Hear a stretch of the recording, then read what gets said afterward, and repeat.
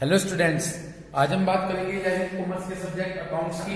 और जिसमें आपको पता है कि हमारा जो चैप्टर चल रहा है वो चैप्टर है फाइनेंशियल स्टेटमेंट का। तो हमने फाइनेंशियल स्टेटमेंट चैप्टर्स की थ्योरी स्टार्ट की हुई है। हम जहां पर पहुंच गए हैं वो है प्रॉफिट और लॉस अकाउंट। तो मैंने प्रीवियस वीडियो में आपको बताया था कि प्रॉफिट और लॉस अकाउंट का मीनिंग क्या होता है, मतलब प्रॉफिट और लॉस अकाउंट आप क्यों तैयार करते हैं। क्योंकि ट्रेडिंग अकाउंट में से ये पता चलता है कि बाइंग और सेलिंग एक्टिविटीज में हमें कितना ग्रोस प्रॉफिट और ग्रोस लॉस हुआ, लेकिन इसके अलावा ओनर बहुत सारे खर्चे करता है। इसलिए हम P&L अकाउंट बनाते हैं ताकि हमको पता चल सके कि बिजनेस में कितना नेट प्रॉफिट हुआ है और कितना नेट लॉस हुआ है। सबसे पहले आप एक काम कीजिए, P&L अकाउंट के फॉर्मेट पर आ जाइए। सबसे पहले आप समझिए फॉर्मेट ऑफ P&L अकाउंट। खोलिए अपनी बुक में नेक्स्ट पेज, जहां पर आपको P&L अकाउंट का फॉर्मेट बताया गया है। फॉर्मेट ऑफ P&L अकाउंट मिल गया सभी को। देखिए, जब हम P&L अकाउंट का फॉर्मेट तैयार करेंगे तो वो होगा पर्टिकुलर अमाउंट। ओके, इधर की side left hand side debit side होगी और right hand side credit side होगी। थोड़ा सा P&L अकाउंट में आइटम बहुत सारे दिए गए हैं, तो आपको थोड़ा सा इसमें ज्यादा मेहनत करनी होगी। यदि आप देखें P&L अकाउंट के डेबिट साइड में, ठीक है, जब हम P&L अकाउंट की शुरुआत करेंगे तो P&L अकाउंट में यदि ट्रेडिंग अकाउंट से, यस, ट्रेडिंग अकाउंट से क्या पता चलता है, ग्रोस प्रॉफिट और ग्रोस लॉस। यदि ग्रोस प्रॉफिट होगा ट्रेडिंग अकाउंट में तो उसे आप क्रेडिट साइड में लिखेंगे बाय ग्रोस प्रॉफिट। ओके, क्या लिखेंगे, by gross profit brought down. लेकिन यदि ट्रेडिंग अकाउंट में ग्रोस लॉस मिलता है, क्या मिलता है, तो उसे आप डेबिट साइड में लिखेंगे to gross loss brought down. Okay, तो ग्रोस प्रॉफिट तो किधर की साइड लिखेंगे, बाय साइड क्रेडिट साइड, और ग्रोस लॉस किधर लिखेंगे, डेबिट साइड। इतनी बात क्लियर हो गई, ठीक है जी। अब आप अपने फॉर्मेट पर आइएगा। सबसे पहले पर्टिकुलर में लिखा है to gross profit brought down. क्या लिखा है, ग्रोस प्रॉफिट ब्रॉट डाउन लिखा है इधर। सबसे पहले मैं टू साइड को कवर कर रहा हूं, मैं डेबिट साइड को कवर कर रहा हूं। डेबिट साइड में सबसे पहले शुरुआत किससे होगी, ग्रोस लॉस, ठीक है जी। फिर देखिएगा इनमें यहां पर खर्चों को तीन कैटेगरी में डिवाइड कर लिया गया। खर्चों को कितनी कैटेगरी में डिवाइड कर लिया गया, तीन। पहला तो है ऑफिस एक्सपेंसेस।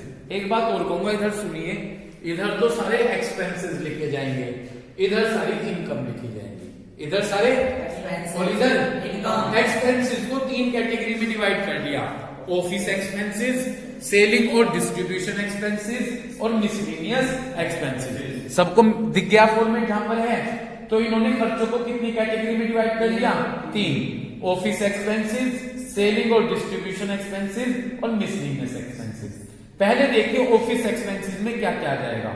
सैलरी आ जाएगी, सैलरी और वेजेस आ जाएगी, रेंट, रेट्स और टैक्सेस आ जाएगा, printing and stationery, postage, lighting, insurance premium, telephone charges, legal charges, audit fees, travelling expenses, establishment expenses, trade expenses और जर्नल एक्सपेंसेस।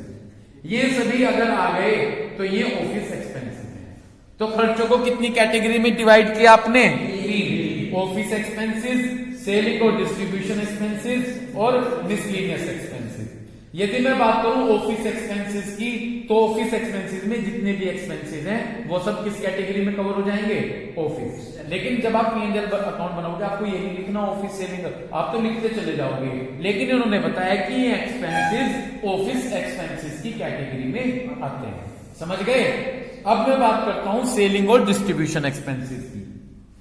यदि मैं सेलिंग और डिस्ट्रीब्यूशन एक्सपेंसेस की बात करूं तो इसमें आ जाएंगे कैरेज आउटवर्ड, क्या आ जाएगा, और carriage on sales, advertisement, commission, brokerage, bad debts, export duty, packing charges, delivery van expenses और स्टेबल एक्सपेंसेस। ये सभी सेलिंग और डिस्ट्रीब्यूशन एक्सपेंसेस में आ जाएंगे, समझ गए।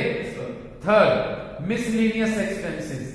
मिसलेनियस एक्सपेंसेस में discount allowed, repairs, depreciation, interest, bank charges, entertainment expenses, conveyance expenses, donation and charity, loss on sale of assets. ये सभी मिसलेनियस एक्सपेंसेस में कवर हो जाएंगे। हाँ हाँ, मैंने कहा था फॉलो करा करो रूल। मैंने कहा था जो प्रॉब्लम अंडरलाइन कर लो उसे, ठीक है। रेंट मानी किराया किराया होता है, ठीक है। इतनी बात क्लियर हो गई। अब चलिए क्रेडिट साइड में। तो भाई आपको डेबिट साइड की क्लियर हो गई सभी बातें। तो डेबिट साइड में एक्सपेंसेस को कितनी कैटेगरी में डिवाइड, एक बार और फोकस कर लो। ऑफिस एक्सपेंसेस में ये सभी आ गए, सेलिंग और डिस्ट्रीब्यूशन में हो गए, मिसलेनियस में ही आ गए। अब आप क्रेडिट साइड में फोकस कीजिए। क्रेडिट साइड में सबसे पहले बोर्ड पर फोकस करें, ग्रोस प्रॉफिट आ जाता है। क्या जाएगा?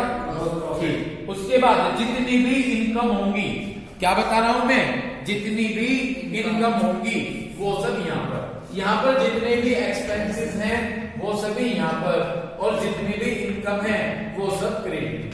ठीक। कौन कौन सी इनकम बताई इन्होंने? Rent from टीनेंट। टीनेंट का मतलब किराएदार। आपने किराएदार रखे हैं, उनसे आपको रेंट मिला। आपने अपने घर पे क्या रखे हुए हैं, उनसे आपको रेंट मिला।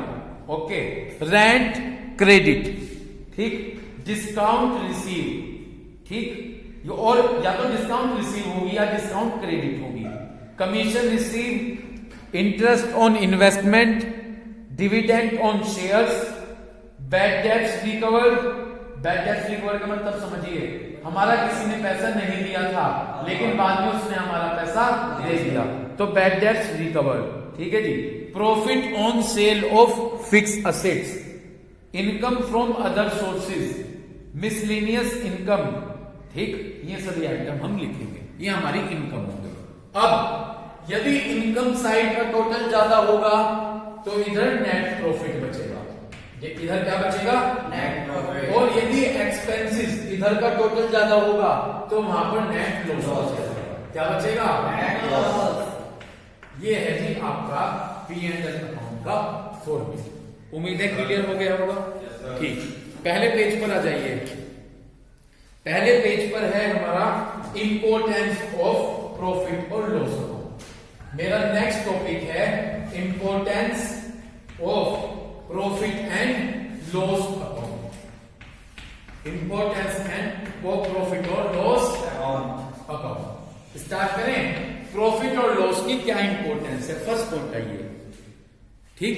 To ascertain the net profit और नेट लॉस। ठीक।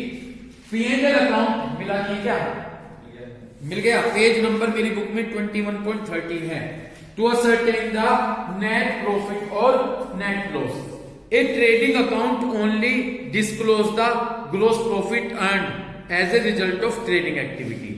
ट्रेडिंग अकाउंट तो केवल ये बताता है कि ट्रेडिंग एक्टिविटी करने से हमें कितना ग्रॉस प्रॉफिट या ग्रॉस लॉस हुआ, जबकि P&L अकाउंट डिस्क्लोज करता है नेट प्रॉफिट, कि कितना हमने नेट प्रॉफिट अर्न किया अवेलेबल टू द प्रोप्राइटर, जो कि ओनर्स के लिए, प्रोप्राइटर को क्या कहते हैं? ओनर्स के लिए अवेलेबल है। जो प्रॉफिट किसके लिए अवेलेबल है? ओनर्स के लिए। और उस नेट प्रॉफिट को हम कैपिटल अकाउंट में क्रेडिट कर देते हैं। किससे किसमें क्रेडिट कर देंगे? ठीक। दोबारा से ट्रेडिंग अकाउंट को क्या बताता है? कि सामान खरीदने और बेचने में कितना ग्रॉस प्रॉफिट और लॉस हुआ। लेकिन P&L अकाउंट बताता है कि बिजनेस में कितना नेट प्रॉफिट और नेट लॉस हुआ है। समझ गए? कितना नेट प्रॉफिट हुआ है। क्लियर है?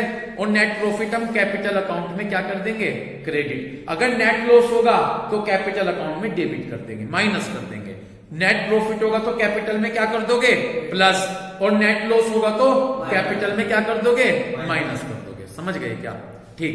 तो P&L अकाउंट की यही इंपॉर्टेंस है कि ट्रेडिंग अकाउंट से तो केवल ये पता चलता है कि सामान को खरीदने और बेचने में हमें कितना ग्रॉस प्रॉफिट और ग्रॉस लॉस हुआ, लेकिन जब हम P&L अकाउंट बनाते हैं तो हमें ये पता चलता है कि हमारे बिजनेस में कितना नेट प्रॉफिट हुआ, और नेट प्रॉफिट को कैपिटल अकाउंट में क्रेडिट कर देंगे। सेकंड है P&L अकाउंट की इंपॉर्टेंस की comparison with previous year profit. Comparison with previous year profit. The net profit of the current year, जो करंट ईयर का क्या निकल कर आया है? Net profit. हम उसे कंपेयर करते हैं प्रीवियस ईयर के साथ। हम उसे क्या करेंगे? प्रीवियस ईयर के साथ कंपेयर करेंगे। इट अनेबल द बिजनेसमैन, इससे बिजनेसमैन को ये पता चलता है कि बिजनेस इफिशिएंटली चलाया जा रहा है या नहीं। समझ गए जी? दोबारा से सुनिए, जो बिजनेस में नेट प्रॉफिट आया उसको, उस नेट प्रॉफिट को हम किससे कंपेयर करेंगे? प्रीवियस ईयर के साथ। यदि पिछले साल, इस साल नेट प्रॉफिट ज्यादा है और पिछले साल कम है, तो हम कहेंगे बिजनेस अच्छी तरीके से चल रहा है। और यदि नेट प्रॉफिट पिछले साल ज्यादा था, इस साल कम है, तो हम कहेंगे कि हमारा बिजनेस सही से नहीं चल रहा है। समझ गए? तो सेकंड इंपॉर्टेंस यही बताई गई है, comparison with previous year profit, कि हम अपने नेट प्रॉफिट को प्रीवियस ईयर के नेट प्रॉफिट के साथ कंपेयर करेंगे, और उस कंपेयर करने के बाद हम ये पता लगाएंगे कि हमारा बिजनेस इफिशिएंटली चल रहा है या नहीं चल रहा है। ओके, नेक्स्ट इंपॉर्टेंस, P&L की नेक्स्ट इंपॉर्टेंस है कंट्रोल ऑन एक्सपेंसेस। P&L की हेल्प से हम अपने एक्सपेंसेस पर क्या कर सकते हैं? देखिए, P&L अकाउंट में ये दिखाई हुआ है क्या एक्सपेंसेस, तो P&L अकाउंट की हेल्प से हम अपने एक्सपेंसेस पर क्या कर सकते हैं? कंट्रोल। पढ़िए, P&L account help in comparing various expenses with the expenses of the previous year.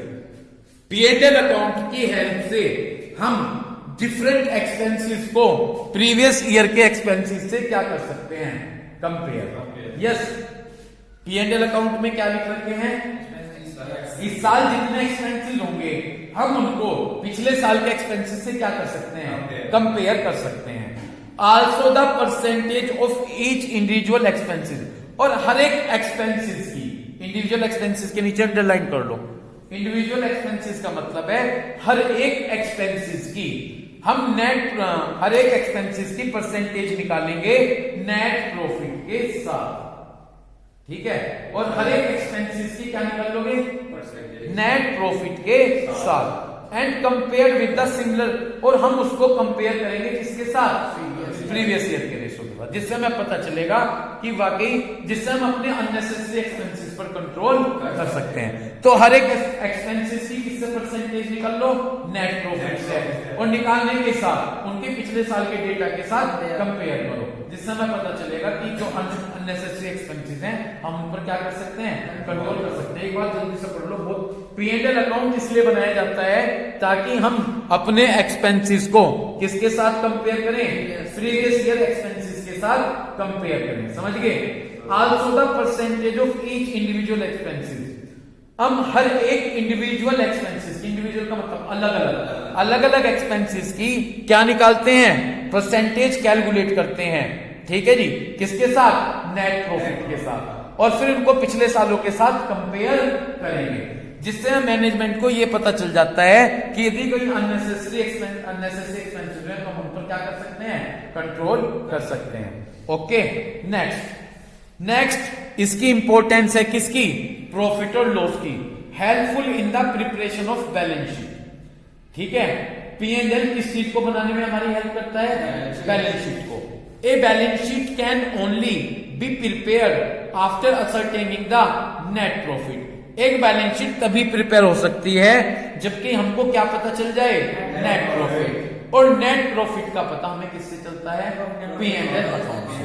ठीक है, तो P&L अकाउंट की यही इंपॉर्टेंस है कि P&L अकाउंट बैलेंस शीट को तैयार करने में हमारी हेल्प करता है, क्योंकि जब बैलेंस शीट बनाएंगे तो बैलेंस शीट में किस चीज की जरूरत पड़ेगी?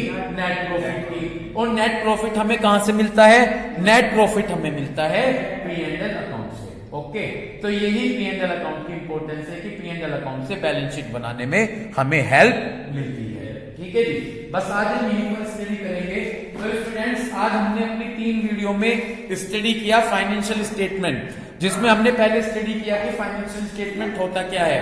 ठीक है, फिर हमने देखा कि फाइनेंशियल स्टेटमेंट में कौन कौन से स्टेटमेंट बनाए जाते हैं। जैसे हमने देखा कि ट्रेडिंग अकाउंट बनाते हैं, हमने क्लियर किया कि ट्रेडिंग अकाउंट का मीनिंग क्या होता है और ट्रेडिंग अकाउंट की क्या इंपॉर्टेंस है। उसके बाद हमने स्टडी किया कि जब हम ट्रेडिंग अकाउंट प्रिपेयर करते हैं तो एट दैट टाइम वहां पर हम कौन कौन से आइटम कंसीडर करते हैं। उसके बाद हमने लिया अपना नेक्स्ट स्टेटमेंट P&L अकाउंट, कि जब हम P&L अकाउंट क्यों तैयार करते हैं, P&L अकाउंट का मीनिंग क्या होता है, P&L प्रॉफिट और लॉस अकाउंट्स की क्या इंपॉर्टेंस है। जिसमें हमने स्टडी किया कि प्रॉफिट और लॉस की 4 इंपॉर्टेंस होती है। ओके, और उसके बाद हमने स्टडी किया कि जब हम P&L अकाउंट तैयार करते हैं तो उसका क्या फॉर्मेट होगा।